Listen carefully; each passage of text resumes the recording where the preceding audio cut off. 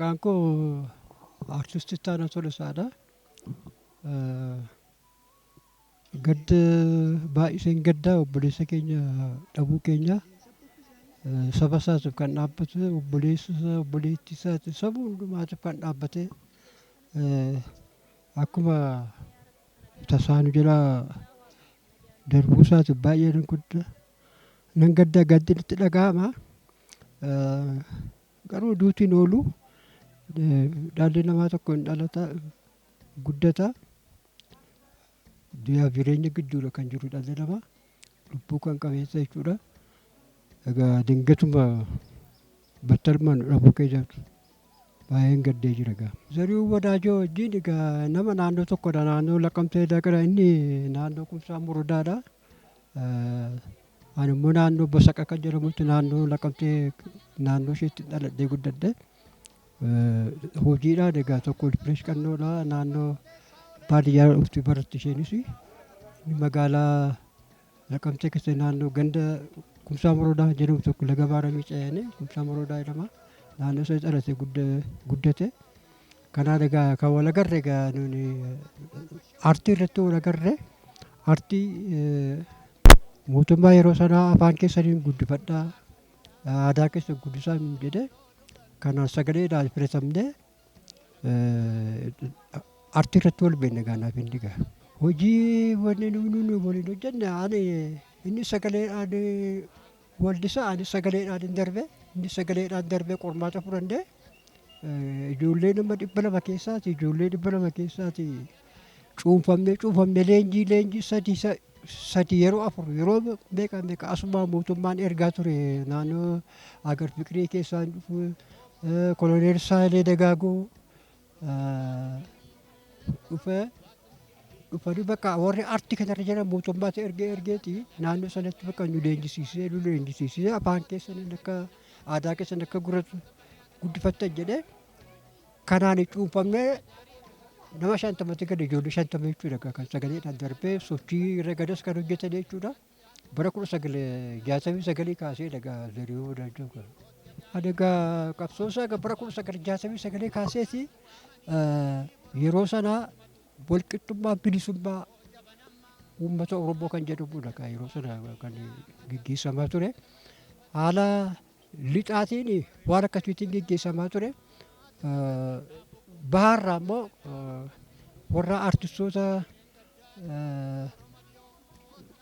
karaa Sumaaleerraa dabarsu Arfan Qalloo kan jedhamu egaa. Arfan Qalloodhaa wajjin seenaan keenya tokkuma jechuudha.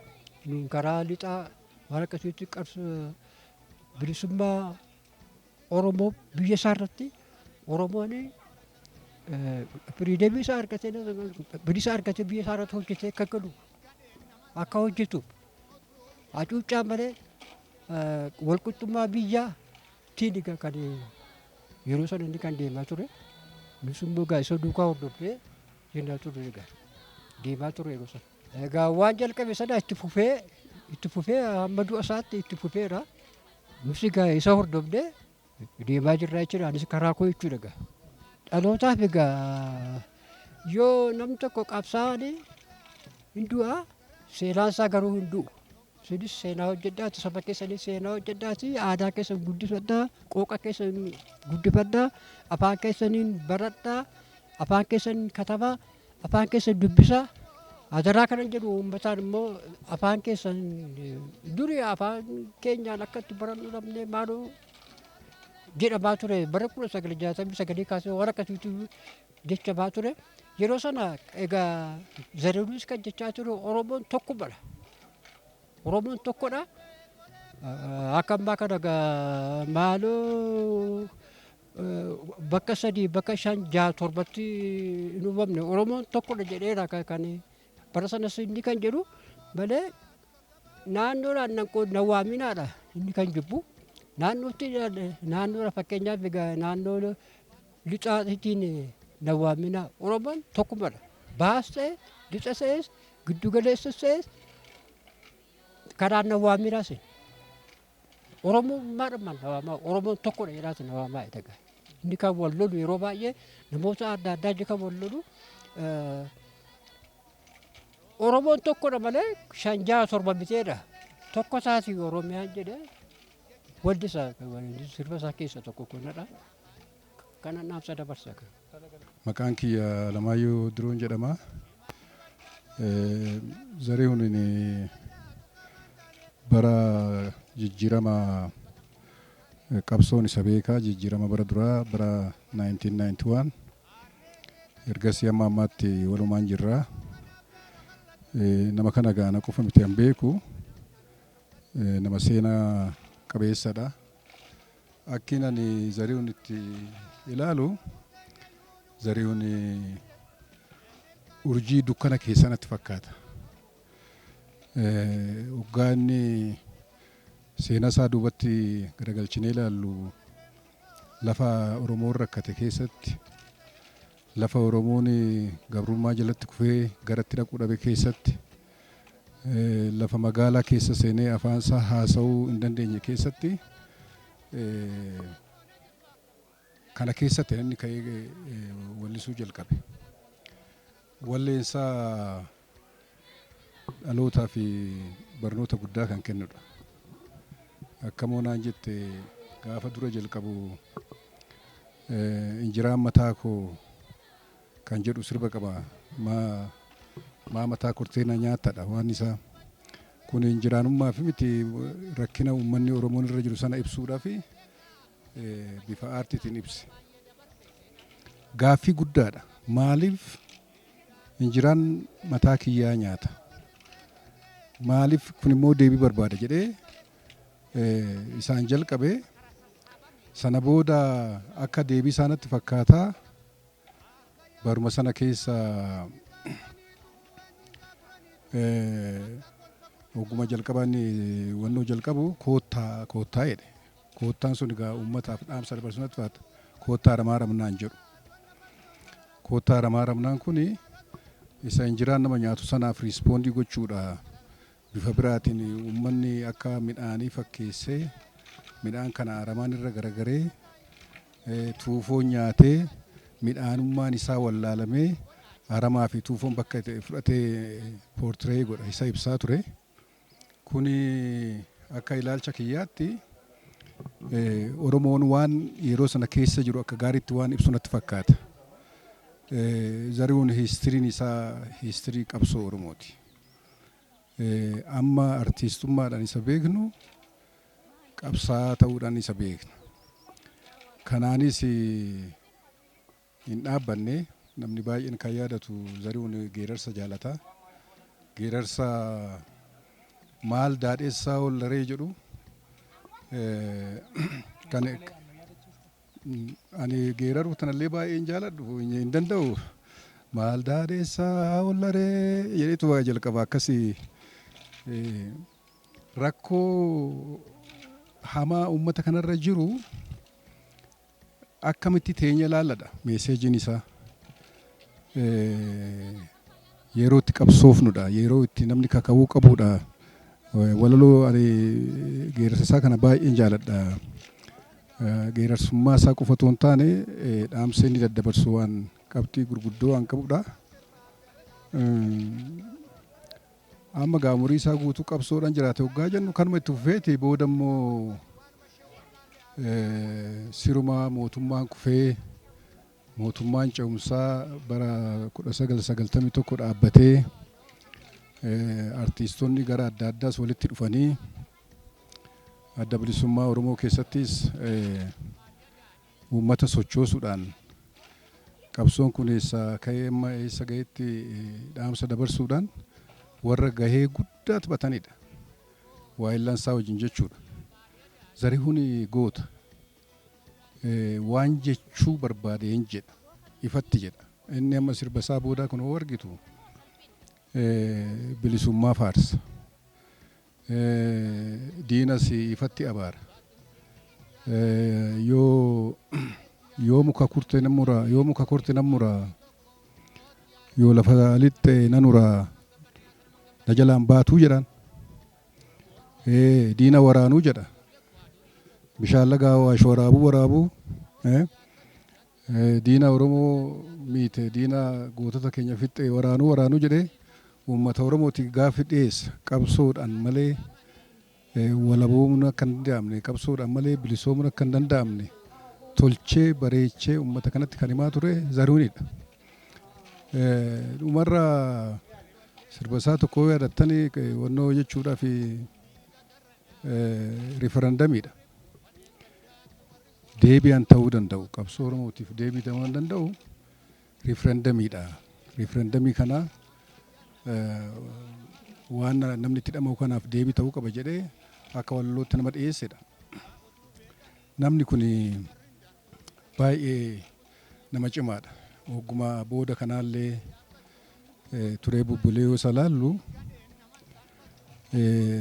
jireenya hin jiraanne dantaadhaaf of hin geeddarre asiif achi hin jenne bakka ganama dhaabbatee amma gaafa lubbuun isaa keessa baatutti achuma keessa ture.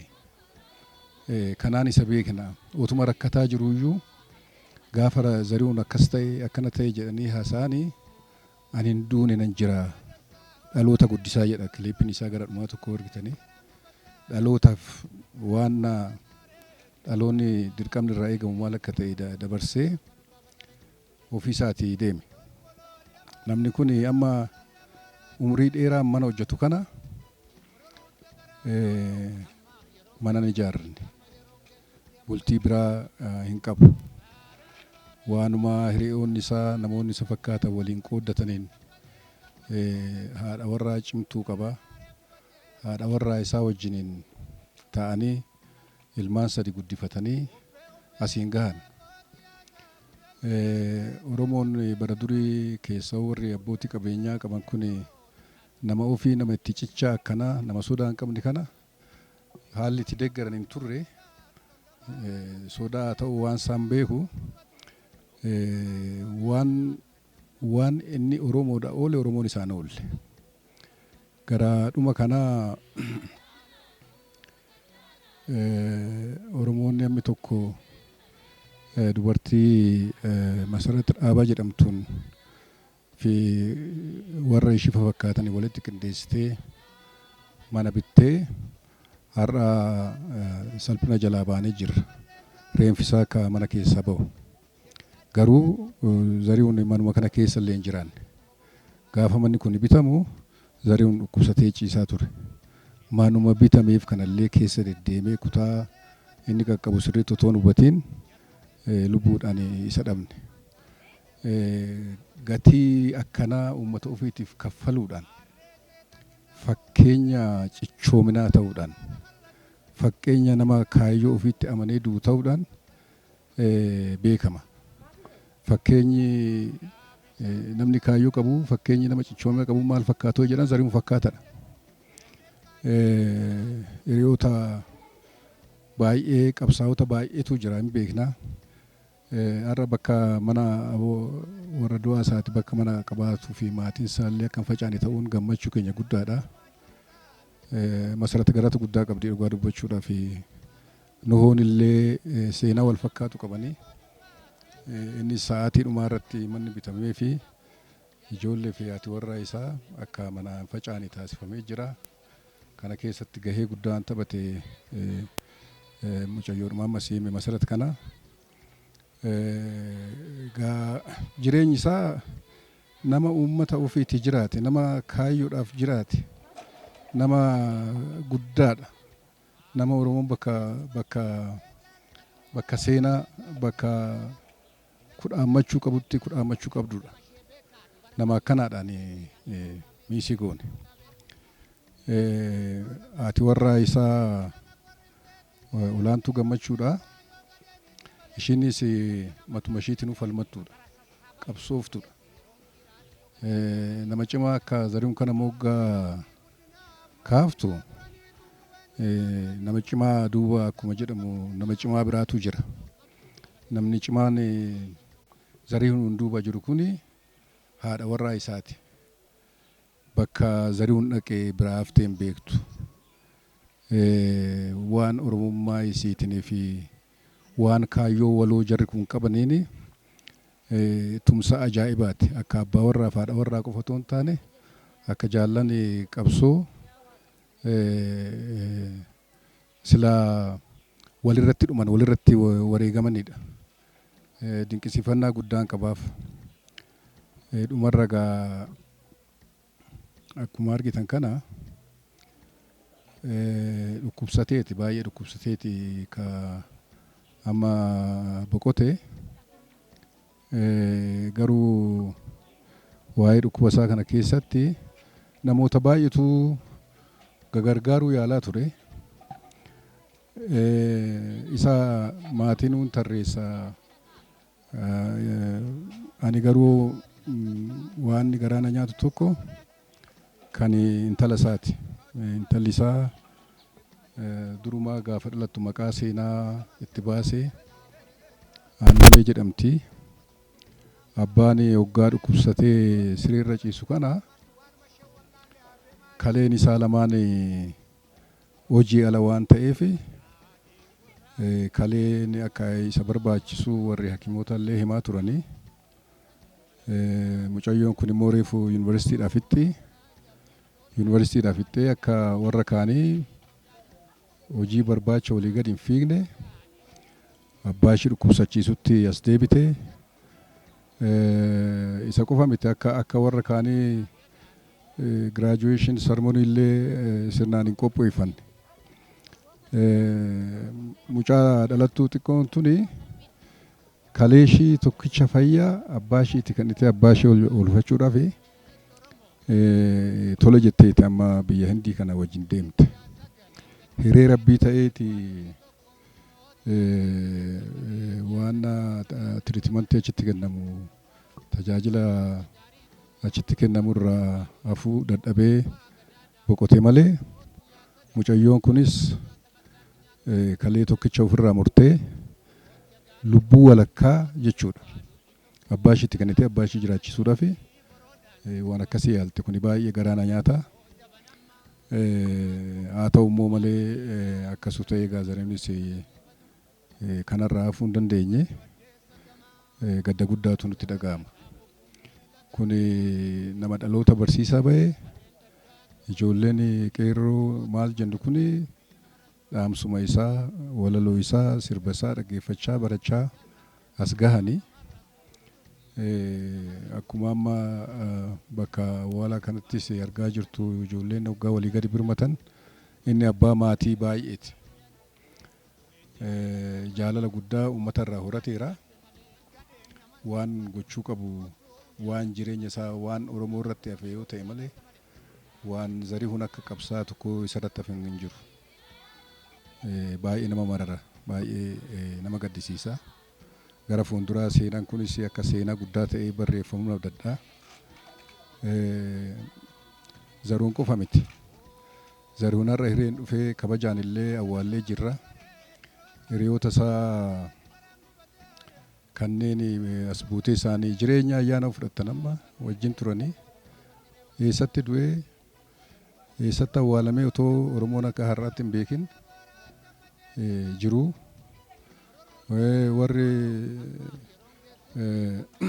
Usmaayyuun fa'aa akkamitti rakkina meeqa keessa dabarsanii wareegamanii akka dabarsan hin beekna. Eebbisaan fa'aa magaalaa Finfinnee walakkaatti gara jabina hamaadhaan rasaasaan reebamanii reenfi isaanii lafarraa harkifamee Oromoodhaaf akkatti wareegama kaffalan hin beekna. Gareewwan kun hunduu akkas Nuhoon fa'aas Aliin fa'aas waan Oromoodhaaf wareegama guddaa kaffalanidha. Amma yoo keessa kiyya jabeessu Zarihuun nu biraa deemeera. Nu biraa deeme garuu eessa dhaqeedha? Ani gaa kanaan dura mirga uummata kanaatiif rakkoo uummata kana keessa baasuudhaaf jedhanii wareegama jajjabduu kanneen kaffalantu jira. Abbootii keenya irraa kaasee Elamuu Qilxuu, Baaroo Tumsaa, Taaddasa Birruu, Waaqoo Guutuu, Jaarraa Abbaa Gadaa, Nadhii Gammadaa kan maqaa isaanii lakkoofne finne. Goontonni kun hunduu du'anii jiranii, wareegamanii jiranii. Artiitoota keessaa isa akkuma duratti maqaa dha'e mucaa xiqqaa ola deemaa dhiyeenya kana du'e Hacaaluu dabalatee wareegama baay'ee kaffalanii jiranii. Ani gaa jarri kun qabsaa'ota qabsaa'anii lafarratti seenaa dhiisee darba. Seenaa gaggaarii isaan dhiisanii darban kana irraa barannee seenaa sanas tarreessinee uummataa dhiisnee darbuu qabna jedhee amana. Ammoo achis hoggaa dhaqanii amma mirgi Oromoo guutummaatti kabajamutti amma Oromoo waan barbaadu argatutti warri dur qabsoo jalqabees ta'e Zarihuun Faas waan irriba qaban natti hin fakkaatu. Isaan immoo achitti simatu natti fakkaata. Ayyaanni isaan wajjin jira. Kaahiree Rabbii ta'ee numati isatti deema malee inni as deebi'uu hin danda'u. Garuu isaan nu ilaalu. Dhaamsa isaan nu dabarsan kana. Barnoota isaan nu kennan kana. Cichoomina nutti agarsiisan kana. Kaayyoof wareegamuun maal akka ta'e nutti himan kana. Amma lubbuun nu jirtutti nutis fakkeenya isaanii of fuuldura fudhannee of ilaallee dhaloonnis kana ilaalee Oromoonis bitaa mirgaa kana baree jabinaan ofirraa gaggeessuu qabna obboleessi keenyan jedha. Kan saagaa seenaan odeeffameen dhumu gara fuulduraa garuu dhaloonni akka barnootatti kanneen fakkeenyummaa isaanii baratu keessaa isa tokko jedhee namana. Zarihuun akkasitti beeka. Kutaa Lammaan jedhama. Inni Zarihuun kan beeku har'a miti. 1983 akka lakkoofsa Habashaatti eegalee Zarihuun waliin turre jechuu dandeenya. Zarihuun jechaan nama qabsoo Oromoo keessattuu yookiin immoo Oromoodhaaf jedhee ifaajjii baay'ee dabarse. Mana hidhaa keessa yeroo baay'ee dararamaa kan turedha.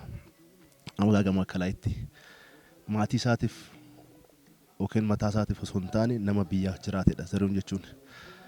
Zarihuun bara chaartara bara 1983 akka lakkoofsa Habashaatti bara adda bilisummaa Oromoo waajjira asiitii waraanni adda bilisummaa Oromoo asii bahee gara Mugaritti lixee wajjin turre.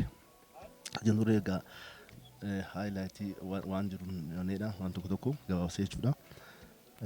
Zarihuun nama Oromoodhaaf jedhee eenyummaa isaa yookiin immoo lubbuu isaa dabarsee kennedha.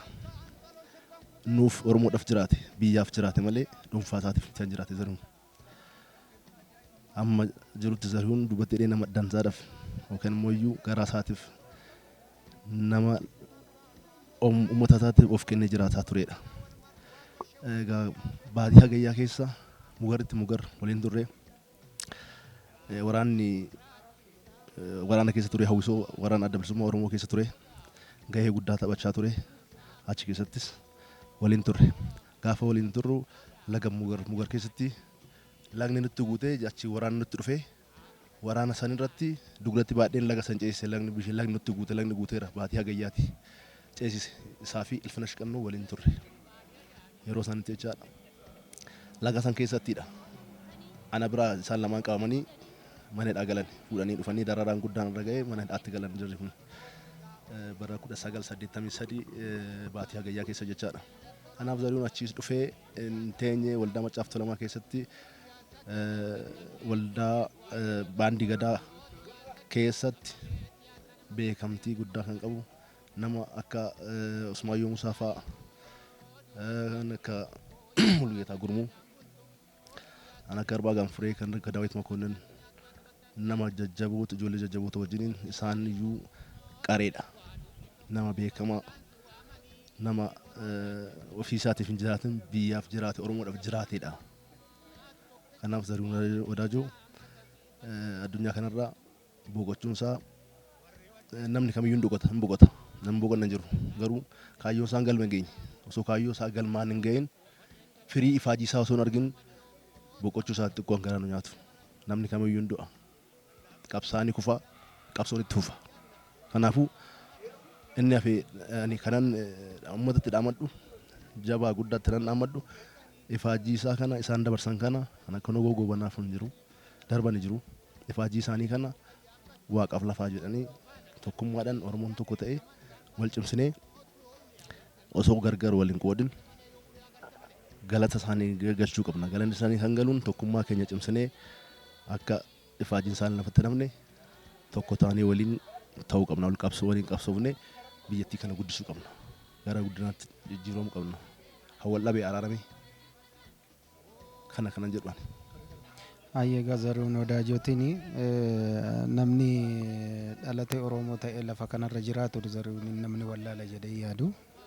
Zarihuun Wadaajoo kan ittiin beennu hojii qabsootiinidha. Hojii inni qabsootiin hojjetuuf uummata kana tokkoomsuuf uummata kana kakaasuudhaaf akka tokko taa'ee mirga isaaf sabdi kamiyyuu akka gaafatuuf hojii qabsootiin weelluu isaatiin ni beenna. Zarihuuniin qaamumaanis yoo xiqqaate waggaa 28 kan hin beeku bara 85 asaayitiin 85 qabeen beeka.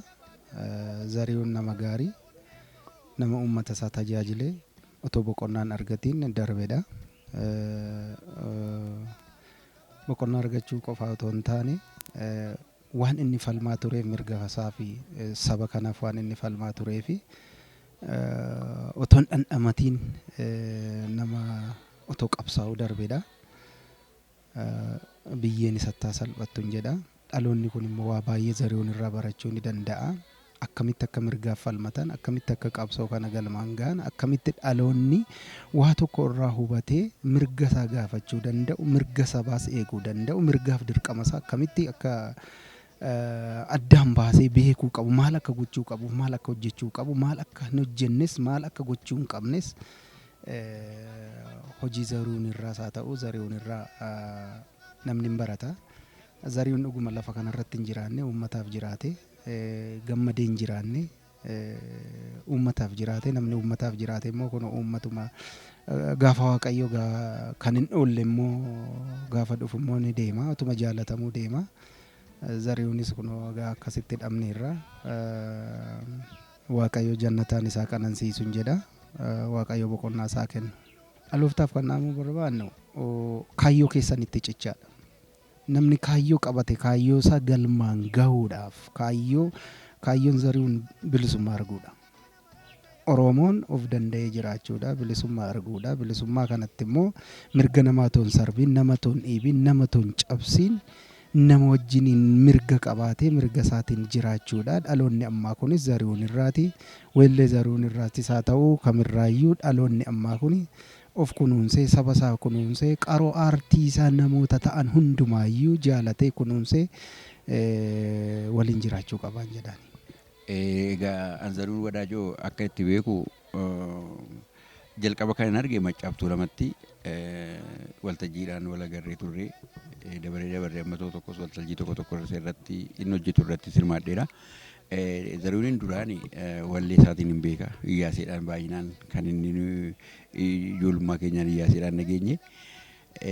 Zarihuun dhugaa dubbachuudhaaf har'a du'aan boqotuyyuu inni seenaa guddaa hojjetee boqote dhala namaatiin dhalataa hin guddataa addunyaa kanarraa hin boqota. Kun uumama. Garuu kana gidduutti maal hojjetteedha? Zarihuun bara dukkanaa sana keessatti seenaa Oromoo bara dukkanaa sana keessatti inni ifa ta'ee lubbuu isaa wareegee eenyummaa isaa wareegee nama yaa Oromoo ati kana ati weeraramteetta ati hin jirtu ati sochootu malee eenyummaa kee aadaa kee seenaa kee dachee kee dhabdeetta garba bara barummaatti darbaa jirtaa ka'ii sochoo jedhee nama dammaqsaa turedha. Bara dukkanaa bara wareegama kaffalan bara namni ani Oromoodha ofiin hin jennettiyyuu inni immoo ani Oromoodha kan yaa Oromooyyuu jedhee Oromooyyuu kakaasee Oromoo qaraa turedha. Qabsoon sun bu'aan inni har'a arginee jirru tokko bu'aan atammaa miidiyaan keessa afaan Oromootiin banamee har'a sabaaf tajaajilaa jiru kuni bu'aa qabsoon Zarihuun Wadaajoo keessaa qabudha. Kan inni guddaan Zarihuun akka nama tokkootti baay'een gadda du'a isaatti garuu amma jirutti immoo seenaa tokko hojjeteera. Dhala namaati immoo guyyaan keenya inafu lafa kana irratti kan amanuu qabna. Hin dhalataa amma Rabbi kaayee fi amma Rabbi amma reebiin jiraata lafa kana irraa hin darba. Garuu maal hojjeteedha? Ati namni tokko namni hundiyyuu wallee ta'uu hin danda'u. Namni hundiyyuu akkuma keenya koomedii diraamaa hojjechuu hin danda'u. Namni hundiyyuu gaazexeessaa keessa ta'uu hin danda'u. Garuu fiildii isaa irratti saba kooti maaliin hojjedhee kan jedhu gaaffii irratti kaa'amuu qaba. Walleessaan haa ta'u saba isaatii bu'aa tokko buusuu qaba. Gaazexeessaan haa ta'u saba isaatii bu'aa tokko buusuu qaba. Qotee bulaan illee barsiisaan illee barataa tokko qaree saba isaatii bu'aa tokko buusuu qaba. Inni guddaan kana keessa galchiteeti kan ilaaluu qabdu. Iddoo jirtu sanatti saba kooti maal hojjedhe mana keetii akkuma mana keetii ofii keetii lubbuu keetii maatii keetii yaaddu dursa saba keetii biyya keetii yoo biyyi keen jedhe yoo sabni keen jedhe ati hin jiraattu jechaadha. Kanaaf dursinee walii yaaduu qabna. Walii yaadannaa jennu immoo gara tokkummaatti dhufuu qabna. Gara tokkummaatti naa dhuftu diinni tokkummaa kee ilaaleeti kan inni si weeraru yookiin immoo si dhiibuu barbaadu. Yoo si tokko taate sitti iyyuu siqu. Yoo tafa afurri kee tokko ta'e sitti hin suqu. Yoo afurri kee garaagarummaa ta'e diinni qaawwaa sana keessa seenuu barbaadde waan ta'eef ergaan Zarihuun dabarsaa ture inni Zarihuun irratti qabsaa ture bu'aan isaa fuulduratti immoo dhala dhufuuf ergaa dabarsina kan jennu tokkummaa irratti. Akkas Zarihuun kaleessa dhaabbatee ija abbaa keetii waraani ka'ii duuteetta jechuu caala immoo har'a immoo maaliin iyyuu Oromoo tokkoomsinaa kan jedhudha. Zarihuun kaleessa bara Zarihuun qabsaa turetti kaayyoo mataasaa qaba siyaasni akka siyaasni karoora mataasaa qaba bara sanatti ideoloojii mataasaa qaba. Gin fuulduratti immoo dhaloonni har'aa immoo Zarihuun irraa maal balata akkuma Zarihuun ka'iitii arii ajjees duuteetta weeraramteetta jechuu hundee har'a immoo ammayyeessee tokkummaa walitti fidee saba isaa kana gar tokkotti ceesuu qabaan jedhan. Zarihuun du'ataa irratti baay'ee gaddeera dacheen itti salphattu garuu namni tokko immoo duunaan dhalannaa lafa kanarratti hin hafu guyyaan isaa geenyaan jechaadha. Abdiisaa Balaachoon jedhama. Har'a obbo Zarihuun Wadaajoo du'aan addunyaa kanarraa boqotaniiru. An almost akka abbaattan laala isa. So baay'ee gadda guddaatu nutti dhaga'ama. Jalqaba kan wal bareega jalqaban jedhu ijoollummaa maraa kan muuziqaa isaa dhaggeeffataa turre. So gaafan yuunivarsiitii Finfinnee yoon dhufu immoo carraa isaan wal baruu argadhe adeemsa keessa maatii taane yeroo muraasa booda almost akka ilmaatti na ilaala anis immoo akka abbaatti ilaala. Even amma waan nama guddaa mareetu illee naan mareeta ture nama tuffatu maaliin jedhu qabsoon yeroo maaster pilaanii dhufee yeroo sanaan mana barumsaa addaan kuteen ture. So waggaa tokko mana barumsaa sababa sanaaf addaan kutee sabiran jiraadhe. Anaaf maatii dhumaa jechuudha. So gadda guddaatu natti dhagahama. Akkaataan wal barumsa keenya akka kana. Akka dargaggoo tokkootti immoo namni kuni Oromoo keessatti maal akka ta'e Oromootti himu garuu kaayyoo wayii qaba, cichoomina wayii qaba. Kaayyoo sanaaf waan barbaadu sanaaf argatus dhabus osoo waan kamiinuu hin goyyoofamin osoo waan kamiinuu hin bitamin kaayyoo sanaaf jiraate amma guyyaan gaafa lubbuun isaa bahutti waan gaarii saba isaatii waan gaarii lammii isaatii osoo hawwuu boqotee jechuudha. Dhaloonni maal barachuu qaban jedha seeti. Amma namni kuni waan dandeettii qabuun waan danda'uun waan itti qaxalee ta'een muuziqaadhaan uummata isaaf hojjete. Amma dhumaatti hojjete. Uummanni koo rakkoo keessa jira, uummanni koo gabrummaa keessa jira jedhee sagalee isaatiin qabsaa'e jechuudha waan danda'uun. Sana immoo kan godhe cichoominaan osoo daddaaquu malee. So dhaloonni kuni tokkoffaa waan danda'uun waan itti qaxalee ta'een saba isaaf hojjechuu. Muuziqaan waan tokko ta'uu danda'a. Garuu waanuma itti danda'uun saba isaaf hojjechuu cichoominaan immoo hojjechuu. Consistency waan asiif achi galaa osoo hin taane karaa dhaabbataa ta'een karaa uummata isaa fayyadamuunis cichoominaan waan uummata isaa fayyadu hojjetuu qaba. Waan seenaa ta'u waan kun akka kanan dhaloonni itti nama yaadatu hojjechuu qaba jedhee yaada. Artiist Lijaareedin jedhama. Zarihuun Wadaajoo boqochuu isaatiin baay'ee gaddeen jira. Maaliif abbaa keenyaatii waan hedduu nu barsiisee isaan irraan barannee waan guddaa jechuudha. Qabsaa cimaadha. Zarihuun Wadaajoo anaaf artistii qofa miti goota Oromooti. Dura bara wayyaanee jalqabee ani daa'imummaa kootiin maatii na fudhatanii deemuu turanii Maccaaf Tuulamaa jechuudha sagantaa irratti na duran beeka. Daa'imummaa kootiin mucaa xiqqaa ta'e jechuudha. Isaan irraa waan baradhee fi Oromummaa amma akkasitti waan sabboonummaa qabaadhe jechuudha. Maaliif Finfinnee keessatti sagantaa maalii sababa sanaanii qopheeffamaa ture waan akkasii immoo Oromoo wal arguu dandeessa artistoonni kee maalii sirba isaanii yaada isaanii lubbuu isaanii natti tola baay'eena Oromoodhaaf nama aarsaa guddaa kaffaleeti. Nama isa jaalannuti, nama isa kabajnuti. Yaw rabbiitu fidee homaa gochuun danda'ama. Yaw Zarihuun Wadaajoo Oromoodhaaf falmate, Oromoodhaaf waan hedduu hojjete, gahee guddaa qaba Oromoo biratti. Sanaa fi amma haala jiru isaan irratti immoo nuti tokko taane karaa tokkummaatiin biyya keenya guddisuu qabna, tokko ta'uu qabna. Hunda isaanii Hacaaluunis hunda isaanii artistoonni Oromoo tokkummaa jedhanii uummata isaaniif hojjechaa turanii, uummata isaanii immoo jaalala isaaniif qabaannu kan agarsiisnu karaa tokkummaatiin jedhee yaada. Kanaaf rabbii tokkummaa keenyaa nuuf haa cimsu. Zarihuuniin nama hojiidhaaf, nama aadaa Oromootiif, nama kutannoo qabsoo Oromootiif nama dhalateedha jechuun danda'ama. Zarihuuniin ani durii inni yeroo inni Wallaggaa guddattuu Wallaggaa jiruun hin beekaani. Isaaf abbi ta'uu fi Solomoon Dannaqeetii fi Haashim kan jedhamu mucaan tokko jira. Isaa yeroo isaan ilfina shiqannoo dabalatee jechuudha. Yeroo isaan achi jiran hin beekan, isaan irraa quxisuudha anidha jechuudha. Isaan booddeedha kan hin dhufen, isaan ilaaleen aartiitti dhufeni. Zarihuun immoo caalmaatti kan inni baruu danda'e gadaa baandii keessatti, gadaa baandii gadaa Maccaaf Tuulamaa keessatti han baree.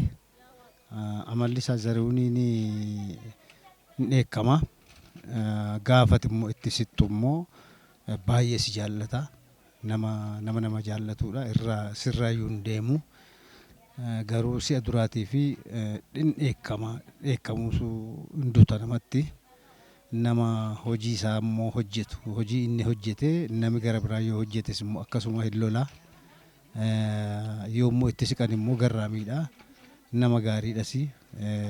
Yeroo ilaalan wanta namatti dutu fakkaata. Gaafa itti sittu immoo garba qeessaa jechuudha. Zarihuun boqochuun isaa baay'ee ijoollee Oromoodha, artistoota Oromoodha baay'ee gadda guddaadha du'isaa. Egaa dhukkubsateera, uummata Oromoos gargaareera. Baay'ee nutti immoo gaddi guddaan nutti dhagaameera dhugaama dubbachuudhaaf. Inni faajjii keenya isa qabanneetu kaane nuyi artii hojjenna. Nu booddee immoo kan dhufan immoo nu ilaalaniitu itti galu. Nuyi amma abbi ta'uu fa'aa isa fa'aa Solomoon Dannaqee fa'aa ilaalleetu itti galle. Nu amma nama guddaa tokko, galmee guddaa tokko, qabsaa guddaa tokko dhabne irra jechuudha. Dhaloonni kutannoo, murannoo uummataa fi kutanii loluu, kutanii dubbachuu, falmii ilma namaatii fi itti cichanii raatanii akka irratti gahanii qabsoo bilisummaa dhugaadhatii fi gara booddeetti inni koo akka rasaasaati. Akka rasaasaati malee isaanii boombiidha. Ofii isaa nama hin sodaanneedha. Artistii hin sodaanneedha. Uummati immoo kanarraa bareedaadhe kana qabatee raatte gara booddeetti uummati ijoolleen booddanaan dhuftu immoo qabsooftuu, cimtuu, kutannoo akkasaatii horachuu qaba jedhee yaada. Zarihuun Wadaajoo darba isaatiin baay'ee gadda guddaa natti dhagahame. Obboleessa keenya, abbaa keenya guddaa dhabne. Zarihuun Wadaajoo abbaa tokkummaa, abbaa jaalalaati.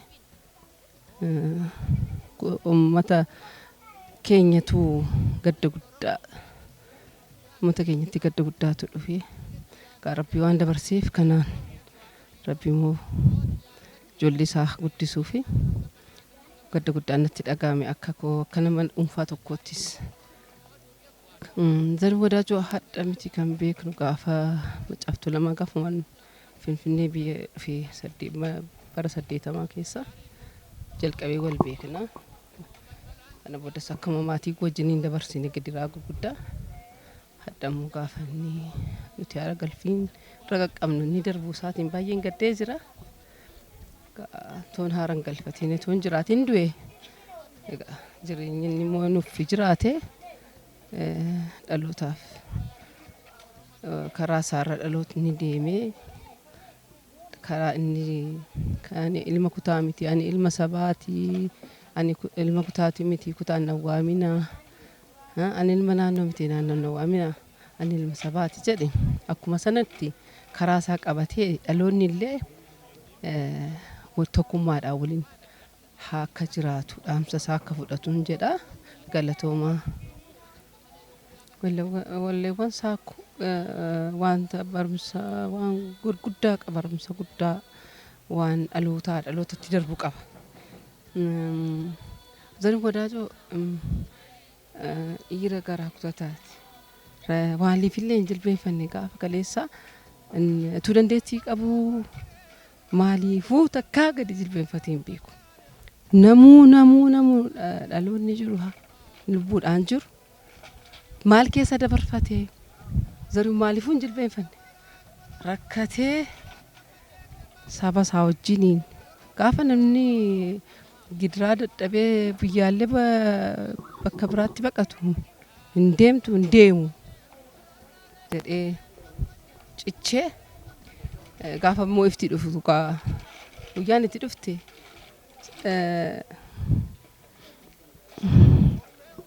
kanaaf dhaloonnis isarraa murannoof kutannoo biyya ofiiti dhaabbatee maaliifuutu jilbeenfatiin jireenya rakkinaaf rakkinnis ni darba gadadoonis ni darba kanaaf sana barachuu qaba sarra qananiin barbaanne yoo gadi ba'e qananiin jiraata uummata kooti jennin biyya kana keessa rakkadhee jiraadha jedhee namni rakkatee sanatu keessa kootii danfaa homaa miti qamaal godhan hojii rabbiiti. Namni akka kanaa gaafa boqotu akka dhuunfaatti otoo hin taane akka biyyaatti gadda cimaa sitti dhaga'ama jechuudha. Gadda cimaa sitti dhaga'ame kanammoo in obsitaa in liqimsita. Maaliif liqimsitaa maalitti liqimsitaa waan inni Oromoodhaaf godhe waan inni Oromiyaadhaaf godhe ilaalteetu obsita jechuudha. Fakkeenyaaf addunyaa kanarratti namoonni dhaabatanii du'an guutan warri du'anii immoo du'aan isaanii jiraadhaa ol jiru baay'eetu jiru jechuudha. Warra boollaa ol jiran keessaa tokko Zarihuun jechuudha. Isa yaadachaa isa qalbeeffachaa gaddi hamaan si mudatullee hin cabsatta jechuudha. Goonni akkanaa kun waggaa amma kanaa jiraachuun si ajaa'iba. Artistoonni Oromoo baay'een isaanii didaniitu kanas gahan addaan itti ba'anii jechuudha. Dhokatanii otoo hin taane addaan fuuldura dhaabatanii warra addaan fuuldura dhaabatanii adda kennan keessaa tokko Zarihuun Wadaajooti jechuudha. Warra akkasii ilaalleen nuti Oromummaa jaalachaa warra akkasii ilaalleen nuti Oromiyaa jaalachaa warra akkasii ilaalaa waan si mudatu waan Oromoo mudatu hundumaa hidhaa dararaa gidiraa hunda waan dabarsite hundumaa jarreen kana akka daawwitii isaan keessatti of ilaalteetu jireenya egeree jaalatta jechuudha. Namoonni akkanaa immoo gaafa kufan sa'aa nama gadda jechuudha. Oromiyaa gadda jechuudha. Sababiin isaa Zarihuun tokko miti kumaatama. Zarihuun onnee qaba. Kan onnee qabutu immoo dhiira. Xiiqataadha. Rakkachuun hidhamuun isa biratti gatiin qabu jechuudha. Gatiin isaa eenyu saba. Gatiin isaa eenyu dhugaadha. Gatiin isaa eenyu bilisummaadha. Kanaaf gaafa namoota akkanaa dhabdu amlee keessi caba. Keessa keetu si dhukkuba. Kanaaf nama jabaa ani ibsuu hin dandeenye. Akkasii dhabne jechuudha. Gama aartiitti yoo deebite aartii Oromoo Abbi Fe'een hojjetu. Abbi Fe'ee hojjetee sirraan bareedu. Akka ilaalcha kiyyaatti aartistiin tokko aartistii biraa kan inni ittiin caalu amma walaloo sirba isaatii gaa namni kun kan jedhu na wal caalchisa. Anaaf madaalliin koo isa. Zarihuun amma walaloo isaatii gaa. Gaafa Zarihuun waltajjii yaabbatu nama miti manni socho'a bar. Manatu socho'a. Gaafa inni geeraraa achi as bahu manatu socho'a jechuudha. Kanaaf isa keessaan namatti dubbachaa turre jechuudha. isa keessaan sirna jibbaatu sirna didaa turre jechuudha. Ammoo akka dhuunfaatti gaafa walitti dhiyaattee ilaaltu nama akkanaa kana nama akka tulluu Everest wayii alaalatti tulluu guddaa dhagaa waa'ee isaa dhagaa guddat gaafa dhuftee mootti dhiyaattu amma walaloo isaa ga'uu isaa irraa argita jechuudha. Kanaaf aartiin Oromoo waa hunda Oromooti. Seenaa Oromoo baata aartiin Oromoo, eenyummaa Oromoo baata, Oromummaa baata, siyaasa baata, dinagdee baata, falaasama jireenyaa baata. Nu gaafan an jalqaba gaafa wallee dhaggeeffachuu baru bishaan laga waashii caffee keessa yaatii waraabuu gumaan nama keenyaa kana keessa baati waraanuu kottaa ramaa buqqifnaa midhaan keenya keessaa. An ilma kutaa miti kutaan nawwaamina, an ilma gandaa miti gandaan nawwaamina. Nama akkasiiti. Kiristaanaaf Islaamaan amantii waliin qoodina. Isaaf aartistiin woo goobanaa namni cabsee amantii baay'ee sodaannu immoo gadi ba'e. Amantiin keessa keenya jira, Oromummaan garuu ala keenya jira. Namoota akkasii aartii itti fayyadaman, aartiin isaan itti fayyadame ta'uu hin taane namoota aartii itti fayyadamanii akkasiiti. Isaan akkasiitiin aartiin keenya guddatina. Isaan akkasiitiin qabsoo keessatti guddatte laala. Hammoo har'asee taa'e kaleessa lubbuu kee kennite.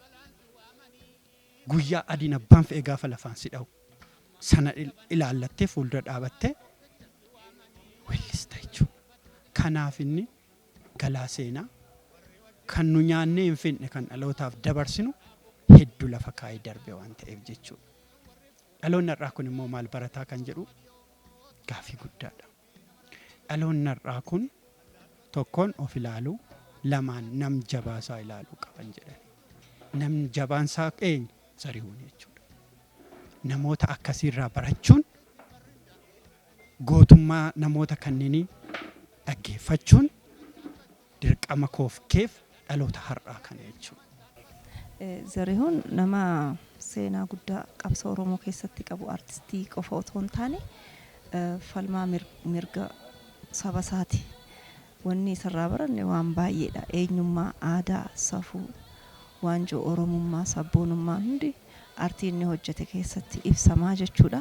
Kanaaf ni yaadadhaanii ittiin if bare gaafa qabsoon Oromoo kaatee finiinaa turtetti nama iddoo garagaraatti illee hirmaatee karaa aartii kanaan nama jajjabeessee dargaggeessi nama akka isaa nama akka nu hoofaadhaan fakkeenyaaf kan qabsootti galan yeroo sanitti umrii daangaa hin qabneen jechuu qabsoon inni hojjete wanni arrarra geenye sababii warra akka isaanii kanaan deemteeti hubannoo saniin namooti cimaa dhufee nulleen as geenye jechuudha. Kanaafuu waan baay'ee irraa baranne dhaloonni immoo fakkeenyummaa san fudhatee saba isaatiif afaan isaatiif aadaa isaatiif kana hundarratti hojjetee wanti amma booda hojjechuu qabnus baay'eedha. Qabsoon ganaa xumurarra bakka guddaa geenyus waan tokkotu jira. Sanillee galmaan gahurratti waltaanee tokkummaadhaan deemnee waan isaan eegalan kana galmaan gahuutu nurra jira jechuudha. Kanaafuu wanni inni labsaa ture aartii keessaa tokkummaarraayis waan ji'e qaba.